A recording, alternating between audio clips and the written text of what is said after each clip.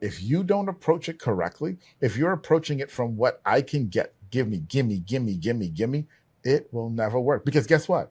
If I show up to Dean and say, Dean, gimme, and Dean shows up and says, Atiba, gimme, guess who gets anything?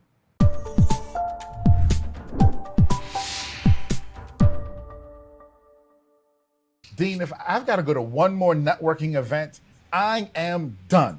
Networking events absolutely suck. No one should be going to them because they're just a waste of time. Look, you go, you show up, you eat some cheese, you have some crackers. Maybe if you're lucky, they have wine. You shake hands, you smile, you get a bunch of business cards, you come home, you put them on your desk, and then what?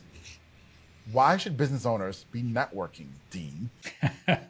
So you still have that stack of dusty business cards on your desk. I've got a stack similar, right? And my virtual list is growing. No, it's so funny you say that because every entrepreneur, every business owner, every consultant, every coach that I run across, and I have done over the last 20 years, the advice they got when they started was what? Go out and network, meet people. I call it death by coffee and lunch meeting. Because it slowly drains the energy of your life, folks. Because we go out, we network, we build the list, and we expect, we hope, we pray that magic's going to happen and leads are going to come in. And you know what? It doesn't, right? I don't care how many cheese and crackers and glasses of wine you have. It's just not going to happen. And there's a lot of reasons for that. And so that's what we're going to cover today is strategically, how do you approach this whole networking thing to generate inbound leads in a predictable way and really truly build your business and not just that stack of dusty business cards on your desk. Yeah. And, this is such a great topic because it is something that we all get told, right? And unfortunately, it's like school. You go to school and you take a class, and in that class, they give you a bunch of information and they expect you to remember that information, go do something with it. Yeah. And they didn't teach you how to learn, right? And networking is the same thing. They tell you, go to the room and show up and talk, and it will just happen. Yeah. Practice your elevator pitch. Right? And you didn't learn how to network. So today, let's give everybody a structure for how to network effectively, okay? And to set the goals for networking effectively. But I want to start here because I know you've got three tiers that you talk about when it comes to different types of contacts within your network. So what are those? Yeah. So let's break them down. At the top of the pyramid, the most valuable in terms of what you can receive, but also what you can give, the most aligned group are what I call strategic partners. Strategic partners. And so these are people that you have business alignment with. Maybe you're working with similar types of businesses, similar types of clients. Your services don't directly overlap. And so it's not just business, it's also the people. You connect, you you vibe with that individual. You want to figure out ways to do more. And so what oftentimes happens is with the strategic partners is you and I, we're doing this weekly podcast together. Yeah. We have spent time, money, and effort to work together strategically. We want to share the love to the world. And we want to help each other out. We're taking the effort and time. So whether it's a podcast, a JV, co-marketing opportunities, combining services and packaging things up, the list goes on and on. That's the strategic partner level. And the likelihood of you benefiting and giving of value is significant. So that's the top tier. Yeah. Let me ask you a question there before we go on to tier number 2, okay? Because people approach these things with, okay, so I created a strategic partner. And so that strategic partner should land me how much work again? Right. Like, how do I quantify it? What do I do? Like, how do I get them to give me more money from their people? I want their list. Yeah, I think that is the opposite approach to going into these relationships, right? I think when you meet new people, you don't know where it's going to go. When you and I met probably a year ago now, we didn't know. We just got on a phone call and had fun and had a lot of alignment, and the relationship grew over time, and that's important. And neither of us said, how big is your list? Do you have an affiliate program? That was never part of the conversation. We just genuinely wanted to support each other however we could. And if you both come from this perspective of wanting to add value to the other person, then you know you've got some level of alignment. And you know what? Yes. I don't know if you're going to refer me. I don't care. That's not the goal of our relationship, right? And we were pretty clear up front. That was never really part of the goal. It was just to work together and see where it goes. Where it But goes. we're not keeping score. We're not got a little tally chart somewhere. I actually referred to Atiba. He owes me one now. And that's just not part of it, right?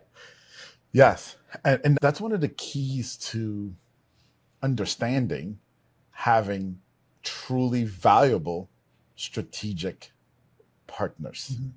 Yep. Okay. Is that I'm here to support you. You're here to support me. We don't totally 100% know where it's going to go, but we know we're on the same destination. We know we're here to say, hey man, I got you. Right? I'll give you an example. One of my strategic partners, he's having an event and I'll be at the event.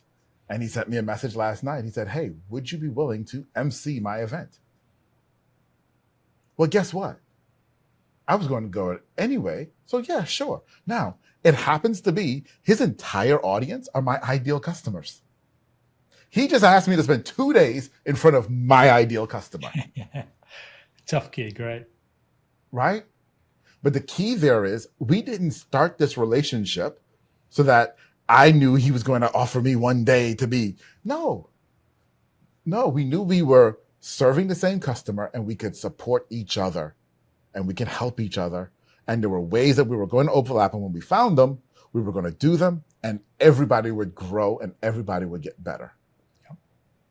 Yep. Building trust along the way. That's big, big, big, big. Because I think with this whole referral thing, we all want to be top of mind with our referral partners and our strategic partners. But the truth is that's not enough. I believe you have to be top of heart. Meaning people have to care about you as a human to go through the aggravation of making that introduction or asking you to be the MC or whatever. Because it's even a simple introduction takes time and effort to do it well. So the goal is to become top of heart because you've built a relationship and trust. And that applies to all tiers, but especially at those top 2 tiers. Okay. So we just talked about the top tier. And you said the top 2. What's the middle tier here? That's what I call referral partners. Right? Okay. These are people that you've got all of the alignments we described, but maybe you're not actively doing things together. You're not doing events together or podcasts together or whatever.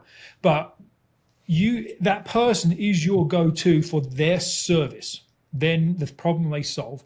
So they are top of mind and you care about them enough to make the introduction. And so that strategic partner list may be small, maybe 5, 10 at most. At most. That's a lot of strategic partners. It is. And it's likely at the lower end of that spectrum, right? Referral partners, maybe 10, 15 at most. So it's a relatively small group all told. But when they hear video marketing, they only think Atiba. Yeah. That's it. They may be in banking, they may be insurance, they may be doing business coaching, and it's not something where you're necessarily going to do podcasting together. Right. But they think video marketing, they think Atiba, and they are never afraid to say, talk to that guy. Yep. That's what a referral partner is. And you are seeing reciprocity in terms of introductions. Yes. And so let me give you an example there. So there's the young lady, I'm not going to name her name here, but this just happened in the last week and a half. Okay. So she reached out to me because one, she's been on my podcast. I've been on hers, right? We met through a mutual friend. Great. We had great time on each other's podcast, liked each other a lot. She was supposed to be coming to my city. And I said, hey, when you come, I'll show you around. Trip got canceled, but we were, again, building relationship. What do I get from showing her around my city? Nothing but building relationship. Okay. Trip got canceled. She couldn't come. No big deal. She reaches out a couple of weeks ago. We meet about a week and a half ago. And she says, hey, I am doing a summit, a virtual summit. And I would love for you to come and speak about what you do with podcasting. I said, absolutely. I'm there. I'm going to support you. When is it? Put me on. I'm no problem.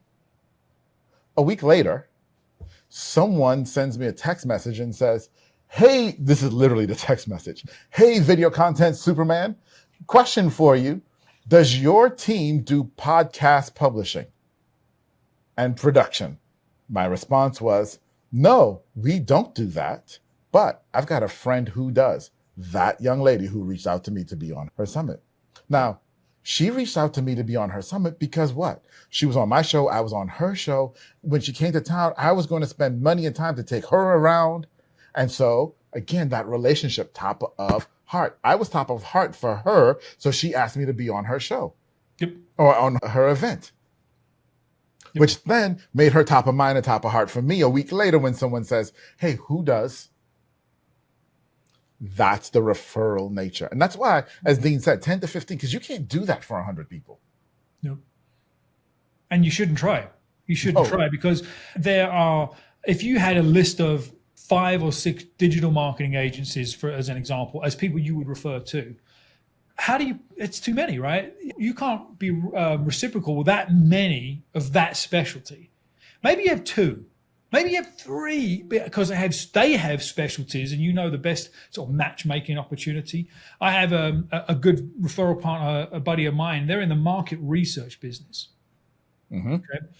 And anytime somebody he works with and his firm works with that doesn't have clear marketing strategy or sales strategy, I get the call. Yeah. I get the call. And vice versa. Anytime I have a client that needs real quality voice of customer research, win-loss analysis, Stu's my man. Yeah. No question. And he does an amazing job. We know we work together well, but we don't expect the phone to ring. But when it does ring, we know it's a good call. It's a good call. You got it. Exactly. Yes, exactly. Yeah. So those are the referral relationships. So we've got the strategic partners. We've got that referral relationship. What's the base level, the third level down? It's everyone else in your network. Everyone else you meet is in your network. And here's the beautiful thing. People move in and out of these categories all the time.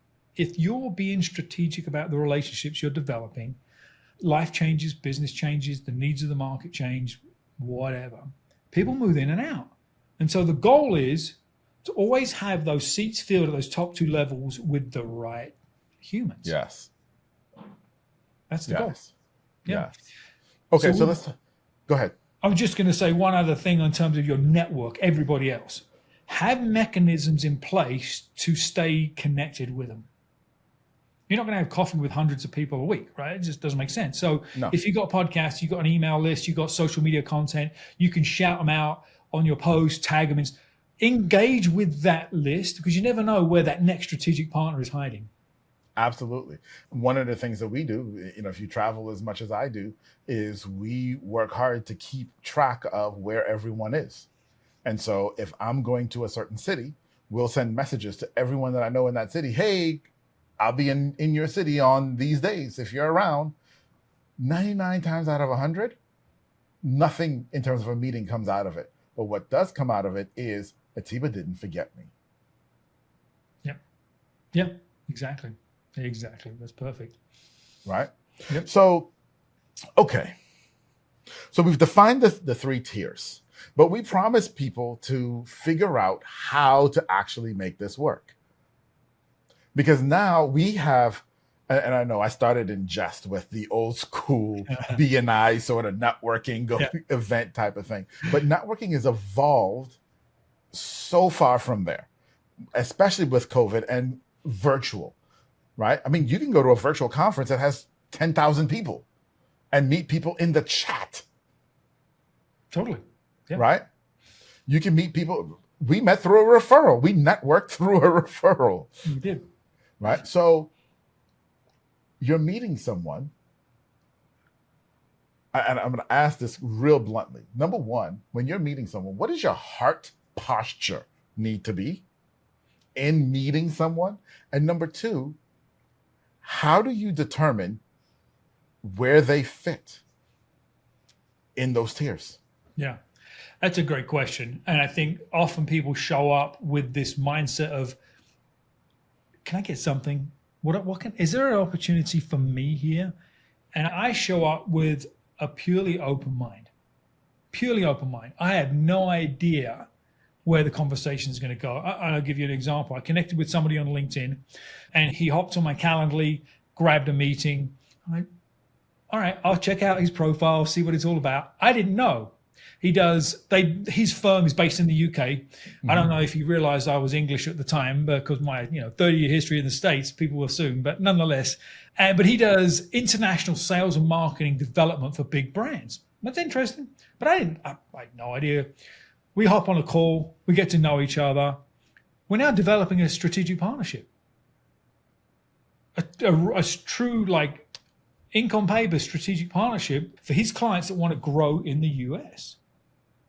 But it was some somewhat random person that connected with me on LinkedIn. I didn't know. So I went in with an open mind, and my goal was just to ask questions and understand. And I look at it from two perspectives. One is kind of what they do and who they do it for. That's important, right? Because if he's selling garbage bags to garden centers, probably not my market, right? Exactly. That's what they do.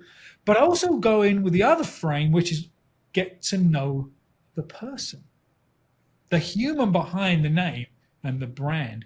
And if you go in with those really open-minded approach and you have questions you ask and you dig and you show true interest, you get to know a person.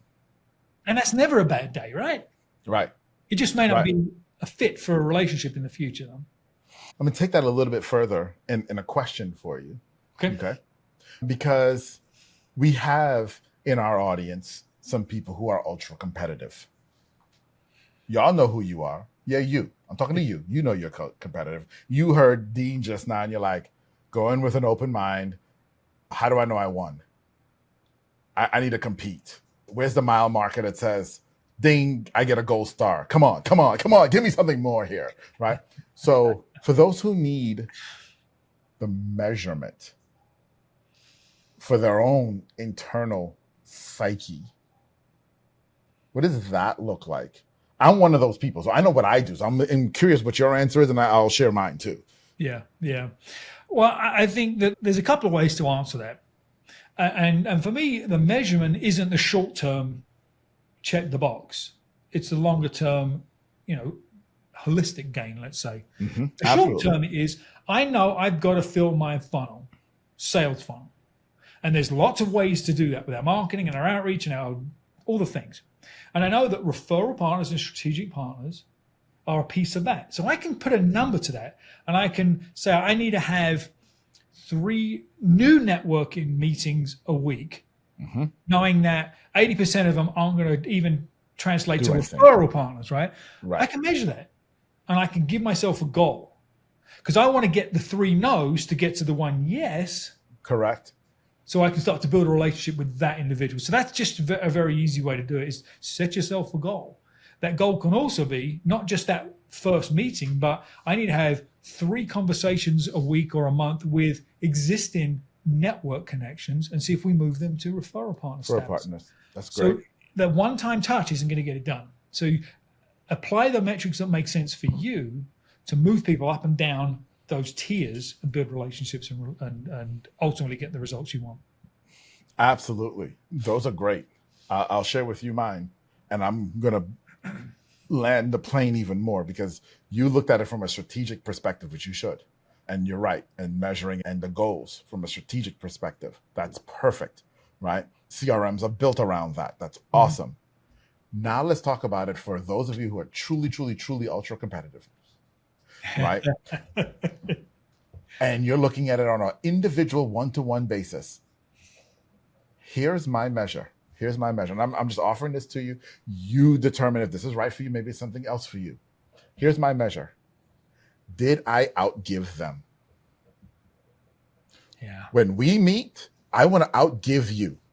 In other words, as Dean said, I want to get to know you. I want to get to know where you are. I want to get to know your business. I want to get to know everything I can about you and figure out what can I do for you? What can I give to you right now? How can I help you right now? Can I outgive you right now? That's great. Yep. And I've got a process, right? I've got a process for our audience to follow. Yes. A new networking connection, new connection. Your goal is to give something of value during that first meeting. Now, it probably isn't an introduction to a client, right? Probably not. But maybe it's an introduction to another power partner, connection, someone in your network that can add value to their world. Maybe it's inviting them on your podcast. Maybe it's offering to repost some of their content.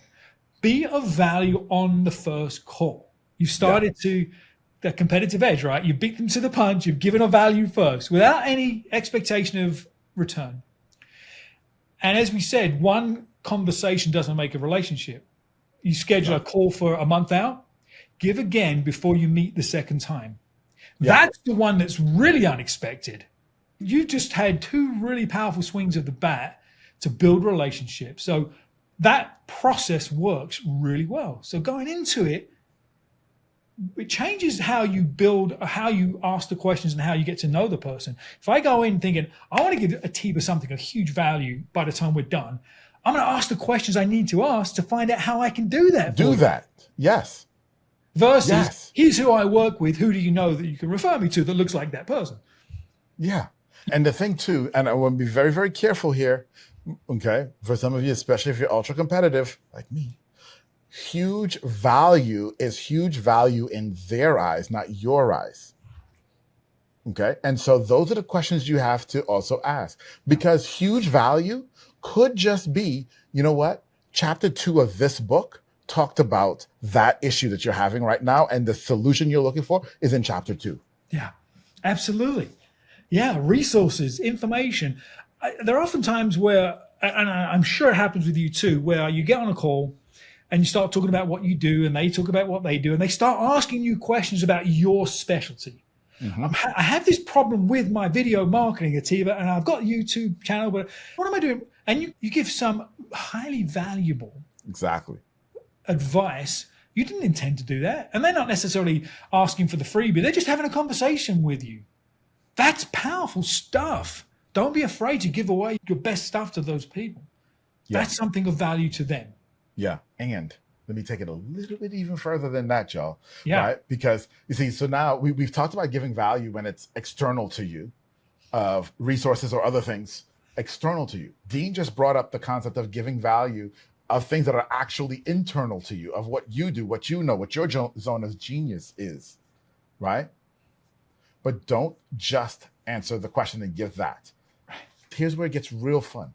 Because if someone comes to me, which happens all the time, and says, you know, hey man, I just think my thumbnails on my YouTube video really suck, man. And like, we're not getting a lot of views. And I think it's really the thumbnails, and we need to change our thumbnails. And so the answer to that question is actually really simple. The answer is, what's your click-through rate on your thumbnails? If it's above 6%, your thumbnail is fine. If it's below 6%, your thumbnail sucks. And if it's above 6%, you have a different problem. Okay? That's the simple answer. And I can just give you that answer, and that would be valuable. But get this. You know what's even more valuable? You know what's even more valuable than 6%? Where's your click-through rate? Is what is your goal behind trying to get more views? What are you really trying to accomplish here? Okay? Because if you ask that question gets them to answer a real pain point need that they have. Then you answer the 6% question and point them to how to answer their real pain point need. You now have somebody who loves you. Yeah. Yeah. You treated that relationship as valuable as a client relationship. Because you wouldn't just tell a client your thumbnail sucks or it doesn't, right? You would ask the questions, dig into the need and the goals. And why is it any different to a referral partner? Yeah, maybe you're going to cover it in 5 minutes and not an hour, but give them that level of value. Absolutely. It's different, Dean, because I need money. I need new clients. And I'm networking so that you can give me new clients. Again, getting back to where we started with the heart posture.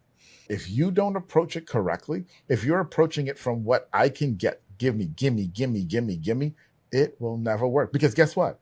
If I show up to Dean and say, Dean, gimme, and Dean shows up and says, Atiba, gimme, guess who gets anything? No one. And that's exactly what's going on in your networking right now. No one's getting anything. That's why you have that stack of dusty business cards on your desk.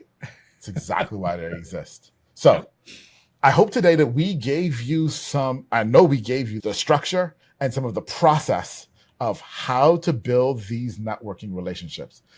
It's your turn now, though. You got to go do it. You've got to go see networking differently. It's an opportunity for you to give and serve. Go do it. Go do it. Guess what, y'all? Go. You got one more thing? I was just going to make one more comment. Go for it. We just scratched the surface with this. So if you're interested in us doing another episode around building referrals, predictable referrals, drop it in the comment. Just say, I want more. We want more about referrals. And we will do another episode on this and get deeper and deeper into this content, because you know what? Everybody does it wrong until they figure out what the tipping point is. And we'll share some more secrets on the next episode. And we can even look at it from different types of networks or different types of networking. So podcasting versus in-person versus summit versus, all the different avenues and how you do those. But guess what, y'all? He's Dean. I'm Atiba. We'll see you next week. See you next week, guys. Bye-bye.